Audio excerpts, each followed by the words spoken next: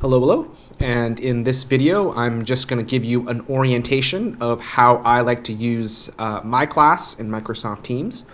So your first step is to log on to Microsoft Teams, and you're going to go ahead and find your class with me.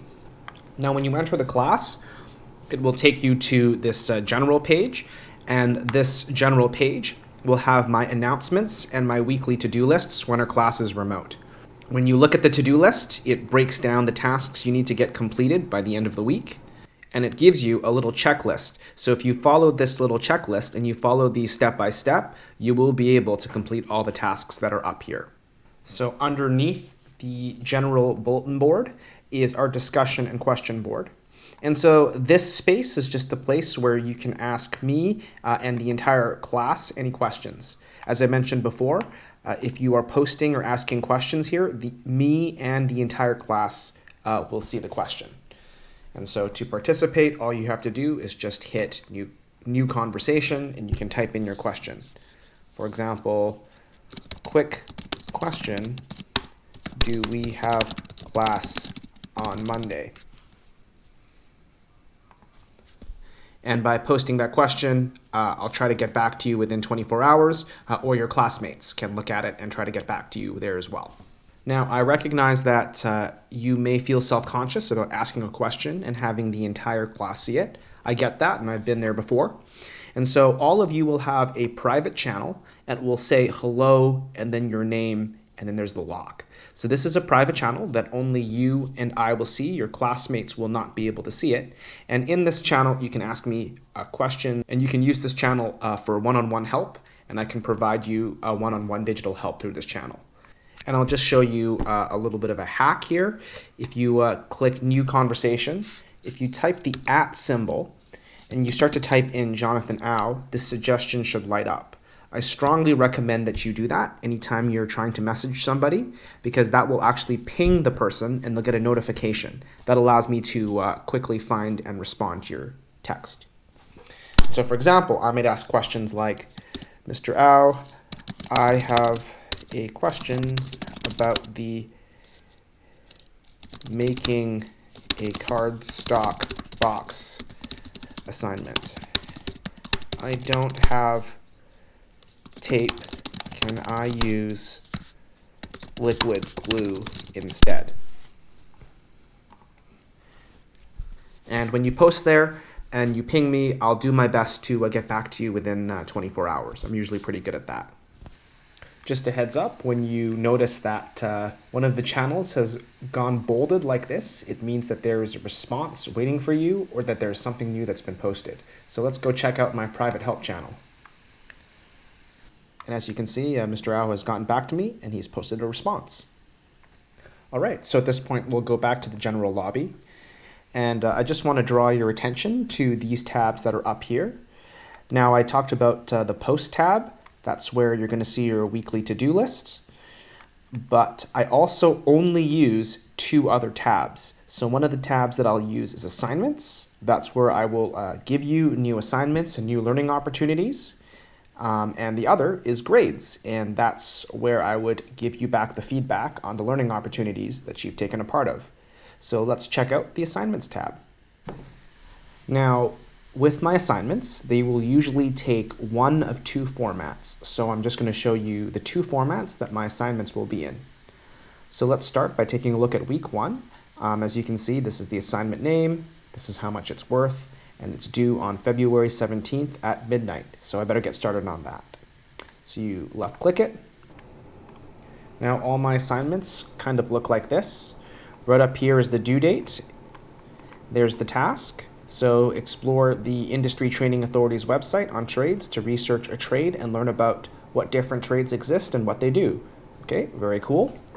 There are the instructions right down here, and that will get you started on what you need to do.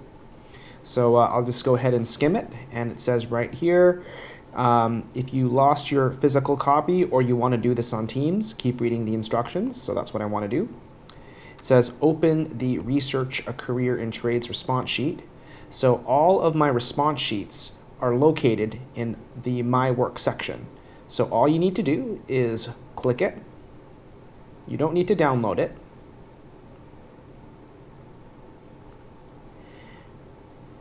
and it will bring up my assignment on the Microsoft Word Online.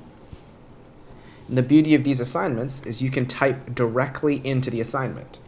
So for example, here is my response to the question about the skilled trade. And the beauty is it will save as you go. And so you would carry on with the assignment, and then when you finish, you can hit close. And if you go back to your assignment, you can see that it has saved your work. When you're done your work, you can go ahead and click Turn In. And you know you've done a good job when you see that fun little animation that's appeared.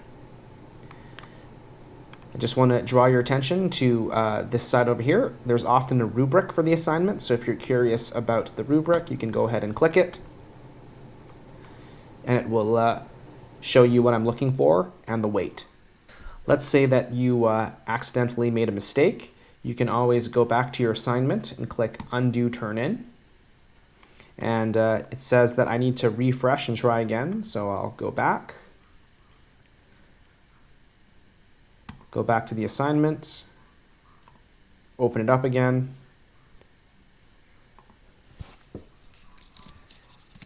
and then I can add the extra things that I forgot to add. And again, it will save as you go. You just hit close. You can hit Turn In again. And that's how you resubmit an assignment if you want to add something extra to it. And so I'll show you the second type of assignment. So these are making assignments. And even though this is a making assignment, it looks the same way. It's formatted the same way. Your rubric is over here. The due date's over here, the task is over here, and the instructions on how to get started is over here. But in this case, I would be making my very own cardstock box. So I would go ahead, I'd follow these instructions. There's a video to help me, and there's also written plans to help me over here. You can use both to support you.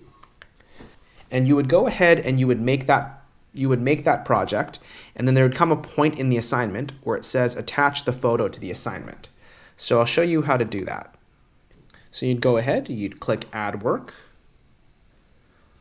You'd click Upload from your device. You would go ahead and find your picture. So let's take a look. Yeah, here's my picture. Go ahead and click Open. Okay, now you're going to hit Done. And you can always double check your work over here. Perfect. And if you want to get rid of it, you can click the ... and you can hit remove if you need to. But I'm happy with it. Then you can go ahead and you'd go ahead and click Turn In. And again, you know you've done a good job when you see that fun animation. Okay, so we've covered the Assignments tab. Now let's go over to the Grades tab. And so this is where you can see all the assignments that you've turned in. As you can see, Mr. Au has not yet marked or provided feedback. But here's one assignment that I've completed, and there's some feedback. So there are 3 things you should be looking at for my feedback.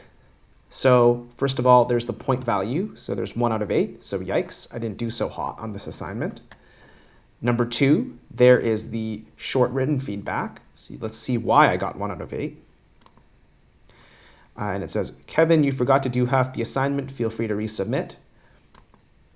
And finally, the last part of the feedback is actually in the document itself. So if you want even more specific feedback, go ahead and click the Return.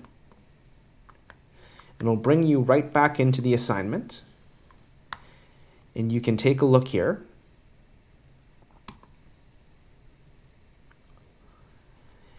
And you can actually see that I have actually written in here and provided specific feedback for each individual question.